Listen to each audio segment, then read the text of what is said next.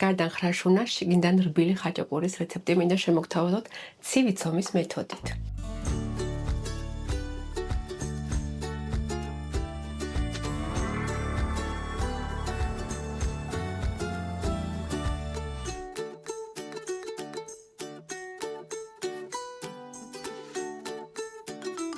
Teraz ნიშნავს ცივი ცომის მეთოდით ყველა ინგრედიენტი არის ცივი, როდესაც ვძელთ ცომს, შემდეგ ამოგვყავს ცივად მაცივარში და მივირთვეთ თბილად. ამ რეცეპტისთვის გვჭირდება მარტივი და ხელმისაწვდომი ინგრედიენტები და ვფიქრობ, რომ ზუსტად ამიტომაც არის ესეთი გენიალური და ესეთი გემრიელი. ახლა კი დავიწყოთ მომზადება და განახებთ თუ რა არის ამისათვის საჭირო.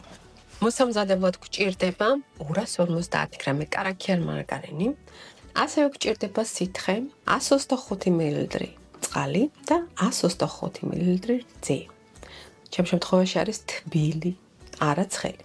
1 ჩაის კოვზი მარილი და 1 ჩაის კოვზი შაქარი და საფუარი დაპრესილი 21 გრამი ან შრალი საფუარი 1 სუფრის კოვზი. ასევე 1 კვერცხის ცილა. რეცეპტში მოცემული სითხე 250 ml შეგიძლიათ როგორც მხოლოდ წყლით ან მხოლოდ რძით ჩაანაცვლოთ. ჩემ შემთხვევაში კი არის ორივე. 125 ml წყალი და 125 ml რძე. ეს არის მხოლოდ გვერდს დამოკიდებული, რომელს აერთებთ. ან ორივეს ერთად კომბინაციას. კვერცხი ცომისთვის არ არის საჭირო, მაგრამ რა კი კვერცხის გული მინდა რომ ზემოდან წავუსვით, რა ვქნათ ახლა კვერცხის ცილას რა ვქნათ, ამიტომ ჩავუშვათ ესეც რომ არ გავაბოჯოთ, ჩავუშვათ უბრალოდ ცომში და მისცემს ეს უფრო მეტად ელასტიურობას ჩვენს ცომს. ქვილი არის საჭირო 550 გრამი. ჯერ საფუარი გავაქტიუროთ და თბილი რძე და თბილი წყალი მოვათავსოთ ახლა ჩვენ ჭურჭელში. ცხელი არ უნდა იყოს რძე და არც წყალი ამ შემთხვევაში. დავუმატებ შემდეგ მე საფუარს. შემდეგ უმატებთ შაქარს და მოვურიოთ კარგად. იმ შემთხვევაში თუ არის სითხე თბილი, უნდა გაცივდეს. Ჭირდება 550 გრამი ქვილი. ქოს თუ გაცრეთ, რა თქმა უნდა, არის უკეთესი. მე მოვამზადება ესეთ თასზე, რომელიც არის განიერი. თან შევხედავ რამდენი ქოს ვიღებ. კარაქი უნდა იყოს აუცილებლად ცივი. გავაკეთოთ ახლა ეგ ჩაღრმავება.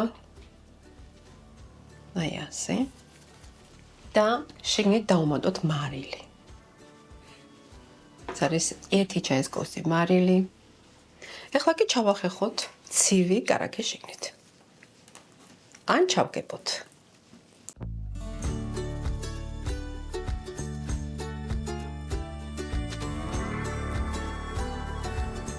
ცომი გავაფხვიეროთ.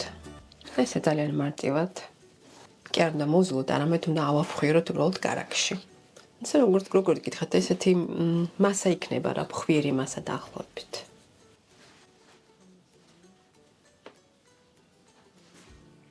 კვერცხის გული უნდა დავუსვათ ხაჭაპურის ზემოდან, ამიტომ კვერცხის ცილა დავუმატოთ ახლა ჩვენ თაში. ცომს ისე აუცილებელი არ არის, მაგრამ სასურველი არის რომ კვერცხის ცილა არ გავაბუჯოთ. საფუარი გააქტიურდა, არა მხოლოდ გააქტიურდა, არამედ ჩვენი სითხეც გაცივდა და უნდა იყოს ცივი ხაჭაპურისთვის. და არა მხოლოდ ხაჭაპურისთვის, არამედ სხვა ღვეძელებისთვის, ნებისმიერ ღვეძელისთვის შეგიძლიათ მომზადოთ. ეხლა იწყება განსაკუთრებით პიკნიკის სეზონი, იწყება ასევე ექსკურსიების სეზონი და დამჯერად ძალიან მოგეწონება და გამოგადგებათ. თელი ოჯახისთვის და სტუმრებისთვის და ამ პერანგმა ცხოვრება გამიმწარა დღეს. ვაკეთებთ შემდეგად. უმატებთ სითხეს, მაგრამ ცომს არ ვზელთ, არამედ რომ შეიკვრება, თითქმის იქნება უკვე მზად. დიდხანს არ უნდა ვზილოთ, იმიტომ რომ შემდეგ ისეთ ლამაზ და კარგ ფენოვან სტრუქტურას აღარ გაიგეთებს. პრინციპში ეს არ არის ფენოვანი ცომი, მაგრამ დაახლოებით მაინც ისეთი სტილით ვამზადებთ, რომ ხრაშუნა არის გარედან და ეს რომ არ დავკარგოთ, ამიტომ ახლა განახებთ დაახლოებით რა უნდა გავაკეთოთ.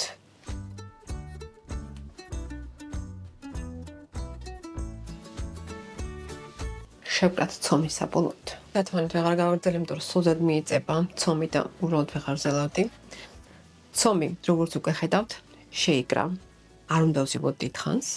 როგორც კი შევკრება უკვე მზად არის. ეხლა გადავიტან უკვე სამზარეულოს პარკზე და გადავახვევ გავაჩერებ ოთახის ტემპერატურას დაახლოებით 10 წუთი, რომ ჩვენმა საფორმა დაიწყოს გააქტიურება აქაც და როდესაც მაცივარში მოვათავსებთ, არ დაკარგოს თავისი ძალა. ეხლა შეგიძლიათ მოვათავსოთ მაცივარში რამოდენიმე საათი, ან თუ სწრაფად ამზადებთ, ამ შემთხვევაში შეგიძლიათ მოვათავსოთ დაახლოებით 45 წუთის განმავლობაში საყინულში. თქვენ საყინულში ახლა ძალიან არ უნდა ყინავდეს, რა თქმა უნდა. მე ახლა მოვათავსებ საყინულში დაახლოებით, როგორც გვაღვნიშნე 45 წუთის განმავლობაში. მე დღეს მოვამზადებ ხაჭაპურს და გამოვიყენებ ამისათვის. აქ მოქვს დაახლოებით 400 გრამი მარილიანი ყველი და ასევე მაქვს დაახლოებით 400-500 გრამი ესე უმარილო ყველი, დაახლოებით მოცარელა სტილში, მაგრამ მოცარელა არის თურქული ყველი და სახელი აღარ მახსოვს.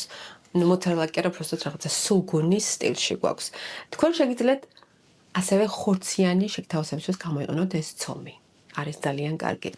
ასევე შეგიძლიათ არხუნი და ყველით მოამზადოთ.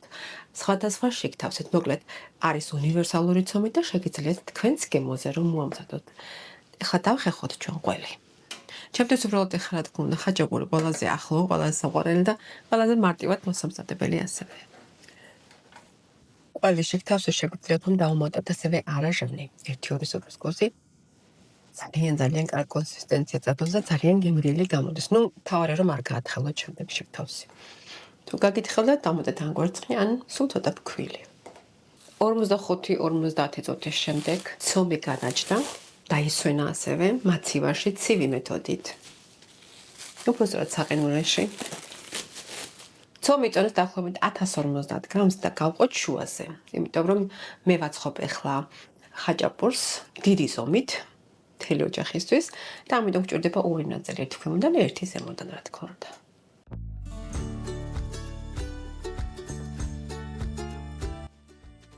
ცომი შეგიძლიათ ჩვეულებრივად გაბრყოლოთ თქვენი გამოსაცხობი ფორმის ზომაზე. კარგი რაოდენობის ცომი, ამიტომ შეგიძლიათ რომ მოზრდილი ფორმაც გამოიყენოთ. შეგიძლიათ ჩვეულებრივად პირდაპირ გააბრყოლოთ ესე, მაგრამ მე მინდა რომ ცოტა ფენოვანი იყოს, ამიტომ. მე ახლა ჩემს საქმეს გავირთულებ და ფოტოშორის ცომს უჭერს ცოტა გაბრყოლება საყინულის შემდეგ. არ იქნება ურიგო, რომ ცოტა ოთახის ტემპერატურაზე მოვიყვანოთ.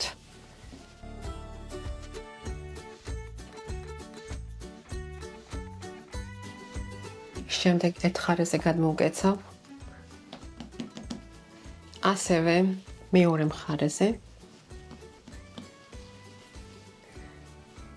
ერთი გადაკეცვა, მეორე გადაკეცვა. სულ ეს არის. ამას გავაკეთებთ მეორეზეც. იგივეს გავაკეთებ აქაც. ცოტა ხანი რომ გადაჭდება, შემდეგ უკვე გავაბრტყელებ. გავიდა დაახლოებით 10 წუთი. ეხლა გავაბრტყელებ მე ცომს. გავაბრტყელოთ იმ ზომაზე, რამდენიც არის გამოსაცხობი ფორმა.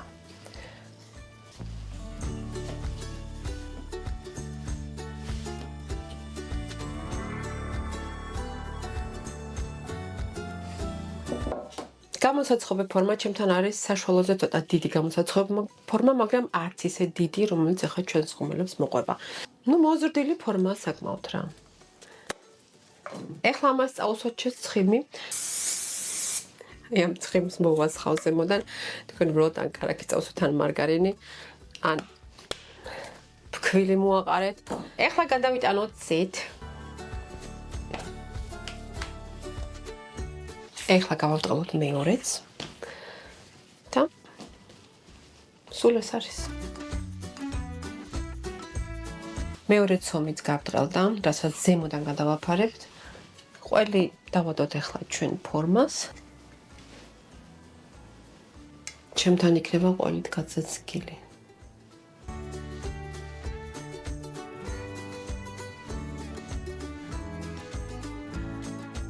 რაგე ჩემთან ცოტა პატარა ფორმა, ამიტომ ყველი ცოტაზე მეტი მომივიდა, მაგრამ არა უშავს ეხლა ამას შევინახავ და შემდეგ ჯუზეც გავაკეთებ ხაჭაპურს, იმაში დავუმატებ.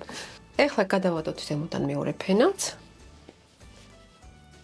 და საკმაოდ წელვადი ცომია, სხვათა შორის ძალიან ელასტიური. გვერდები აუცილებლად შევუკეცოთ. აი ასე. ეს გვერდები მივაწევოთ ერთმანეთზე, რომ გვერდზე ყველი არ გამოვიდეს გვერდებიდან. როდესაც კარგად შეერთებთ გვერდებს, ზემოდან დააწექით. და კარგად გადაანაწილეთ ფორმაზე. რომ იყოს ერთგვაროვანი და ერთი სომის ყველგან. ერთი ჩესკოვძი მაწვანე და ერთი კვერცხისგული ავლებთ ერთმანეთში. ზემოდან წაუსვათ შემდეგ ყველგან გადავანაწილოთ.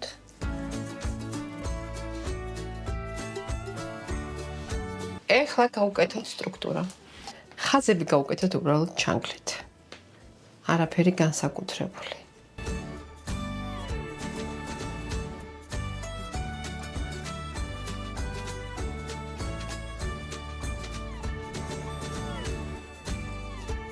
დავჩხლიტოთ კიდევ, რომ გამოცხობის დროს არ გაიპეროს და არ გასკდეს. და გამოვაცხოთ 200 გრადუსზე დაახლოებით 20-25 წუთის განმავლობაში. ყველა ღუმელი ინდივიდუალურად თქვენთან შეიძლება ცოტა მეტი დაჭირდეს, ან ცოტა ნაკლები ვაცხობთ 200 გრადუსზე.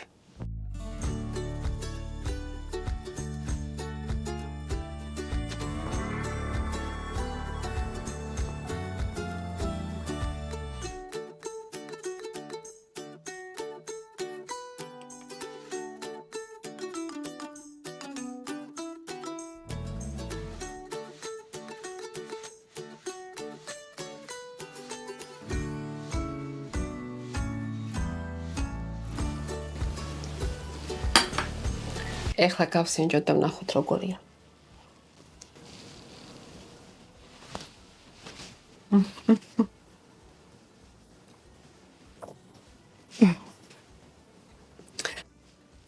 ჩემი კამერა გოგო, რომელიც მიღებს, მიყურებ და თან იცინეს, ნელა კმაყოფილი სახე მაქვს.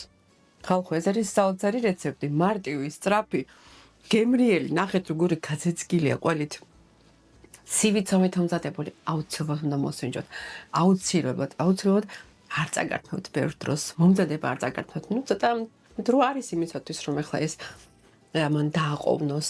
იცით როგორია გარდან არის ხრაშუნა, ან მართლა ხრაშუნა არის, არ ვიცი ნახეთ თორე ტექსტურა, მე კარგად განახებ და შიგნიდან არის რბილი, ნახეთ. ძალიან კარგად გამოვიდა. თითქოს ფენოვანი ცომიც არის, მაგრამ თლათ არ არის ფენოვანი ცომიც.